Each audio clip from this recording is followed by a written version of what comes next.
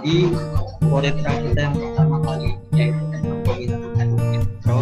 Seperti yang teman-teman sudah tahu sendiri, di teknik elektro memiliki dua keunggulan. Yang pertama ada tegangan dan juga ada pemutaran. Jadi tujuan proyek kita siang kali ini adalah agar teman-teman sekalian bisa lebih mantap dengan pilihannya.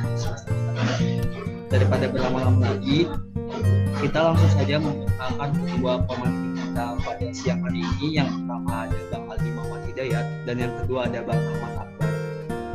Mungkin kepada Bang Aldi Muhammad Hidayat selaku pemantik satu bisa di waktu dan tempat teknik teraga di semester 5. Itu mata kuliahnya yang mata kuliah umum kan ada 2, yaitu itu diambil oleh teknik komputer dan juga ketenaga listrikan.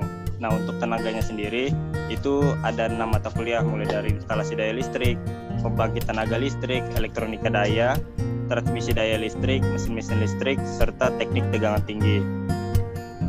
Kemudian untuk di semester 6-nya itu ada 4 mata kuliah wajib. Ada operasi sistem tenaga listrik, analisis sistem tenaga listrik, kemudian ada distribusi dan pengaman. Kemudian ditambah dengan 2 mata kuliah, 1 mata kuliah pilihan wajib dan 1 mata kuliah pilihan bebas. Di semester 7 kalian juga disuruh mengambil 1 mata kuliah pilihan wajib lagi dan 1 mata kuliah pilihan bebas. Nah, untuk mata kuliah pilihan ini itu mata kuliah pilihan wajib dan bebas itu sebenarnya sama aja, sama-sama bakal diambil 2 mata kuliah.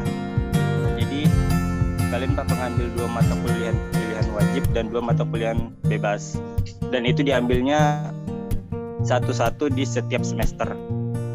Nah, untuk mata kuliah pilihan ini itu kalian nantinya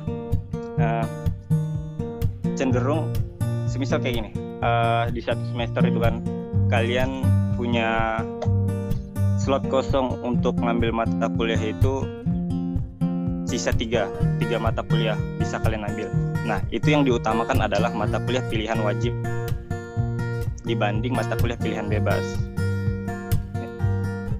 Itu memang aturan dari sananya gitu. Kemudian untuk mata kuliah pilihan, nih mata kuliah pilihan kalian bisa lihat di pojok kanan bawah.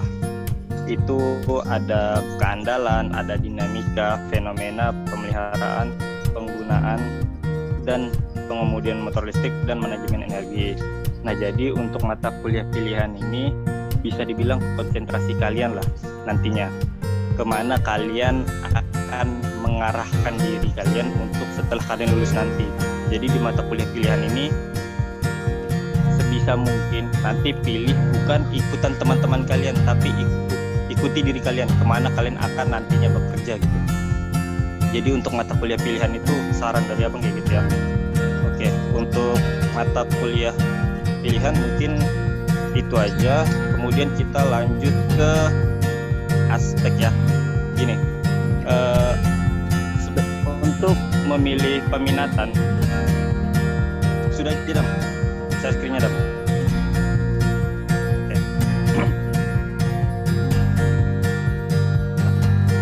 Untuk memilih peminatan konsentrasi kalian mau diarahkan kemana, sebenarnya itu tidak lepas dari minat dan bakat. Minat kalian kemana disesuaikan dengan bakat kalian ada di mana.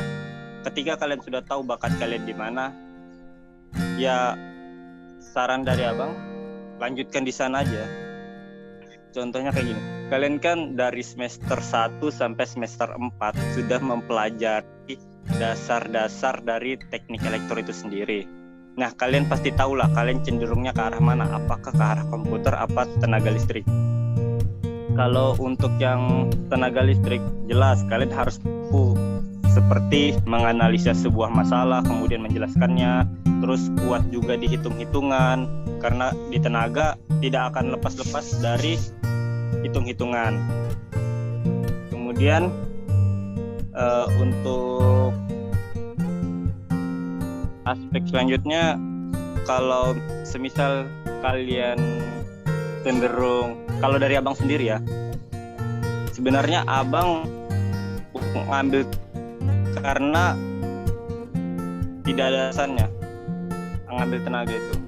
Kalau dari abang sendiri, karena jujur aja untuk ini kemarin abang itu terlalu menguasai yang namanya coding. Jadi karena hanya alasan itu yang buat udah abang ambil tenaga gitu aja. Kemudian juga untuk ini prospek kerjanya di tenaga listrik. Kalian itu bisa kerja di PLN, kemudian juga bisa lanjut di perusahaan pembangkit tenaga listrik seperti Independent Power Plant Company, terus juga ada PT Indonesia Power. Terus juga kalian bisa bekerja di industri peralatan listrik seperti pabrik-pabrik transformator, terus ada juga mesin listrik, peralatan kendali, pemanfaatan tenaga listrik. Kemudian kalian juga bisa bekerja di perusahaan yang mempunyai sistem suplai tenaga listrik seperti PT Pertamina, PT CPI, PT Inco, serta perusahaan minyak dan juga tambang. Kalau dari teknik tenaga itu saja mungkin yang bisa Bang sampaikan. Bang kembalikan ke Hilal mengenai apakah tanya jawabnya langsung atau nanti setelah yang penyampaian dari teknik komputer. Terima kasih. Ya, terima kasih kepada Bang Aldi atas penyampaian materinya. Untuk sesi Q&S sekalian setelah penyampaian dari yang komputer, Bang. Jadi mungkin setelah ini bisa langsung lanjut ke Bang Ahmad Akbar. Waktu dan tempat dipersilakan. Assalamualaikum. Kedengaran cah suara saya? Kedengaran, Bang. Ya. Jadi saya share screen ya.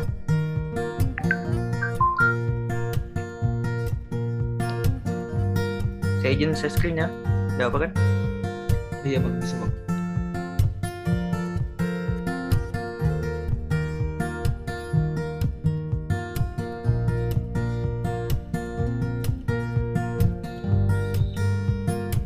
Belum kelihatan ya?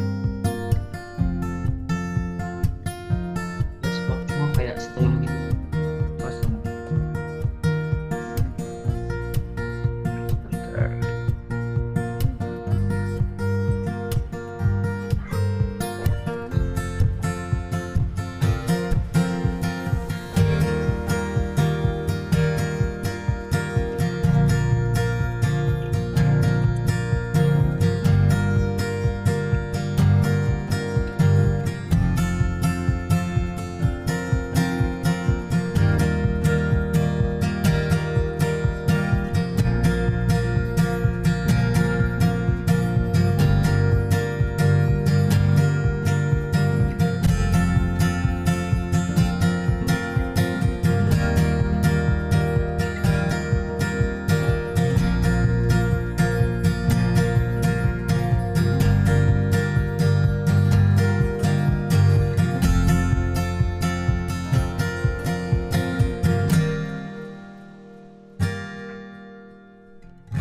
Dam,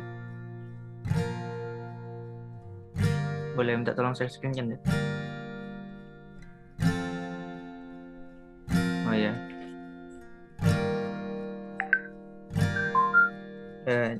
Jadi Assalamualaikum warahmatullahi wabarakatuh dan selamat siang. Ya, jadi saya akan jelaskan tentang peminat komputer. Nah, tadi kan sudah dijelaskan sama Bang Aldi masalah peminatan tenaga. Nah, coba next dong. Ya, jadi apa itu peminatan komputer? Jadi ya peminatan komputer itu jadi kita kayak atau arus lemah ini kita kayak mempelajari listrik-listriknya yang berbasis arus lemah kayak DC gitu kan. Jadi kayak kita belajar jaringan, belajar arsitektur komputer, basis data, sistem keamanan.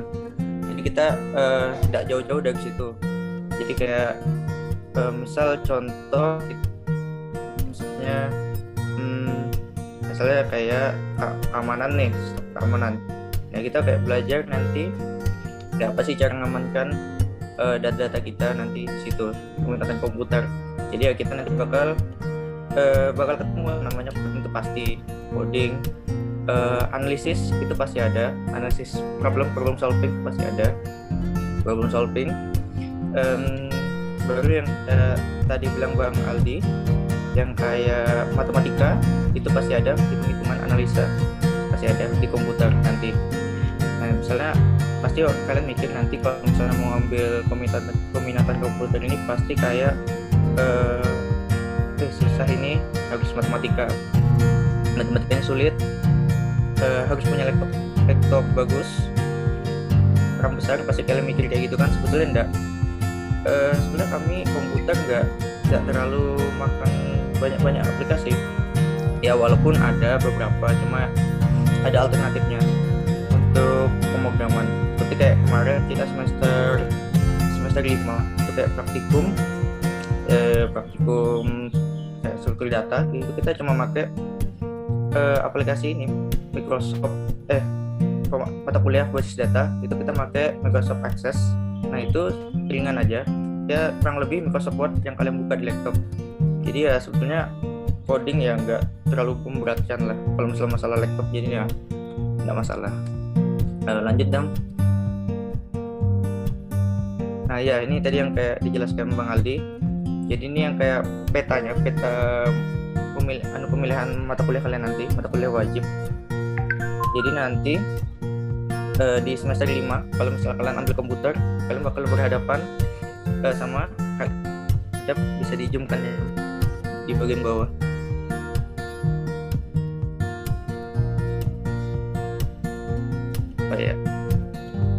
Ya jadi kalian akan belajar nanti yang namanya arsitektur komputer, struktur data, jaringan komputer, basis data, teknologi informasi, sama embedded system. Nah nanti akan belajar ini kayak arsitektur komputer ya, kalian nanti ya bakal belajarnya masalah komputernya secara hardware. Untuk data ya kalian nanti ya belajar kayak bagaimana mau manajemen data gitu. Nah kayak kalian punya data, kalian manajemen supaya nanti bisa dipakai lagi ke depannya. Nah selebihnya bisa dibaca nanti kalau misalnya ada yang ditanyakan, bisa ditanyakan kita sisihkan jawab. Selama ini kadang biasa ada rumor dari kakak tingkat biasanya kan, kalau misalnya mau ngambil peminatan tuh harus lebih dari 10 orang. Dan sebetulnya itu enggak, itu sebetulnya hanya untuk pengambilan semester. Jadi ya kalau misalnya kalian mau ngambil komputer tapi kalian cuma dikit aja, misalnya di bawah 10, ya enggak apa-apa, ambil aja. Karena yang minimal 10 orang itu hanya untuk pengambilan semester pendek. Jadi kalian misalnya mau ngambil komputer ya enggak masalah kalau misalnya sedikit. Ya lanjut.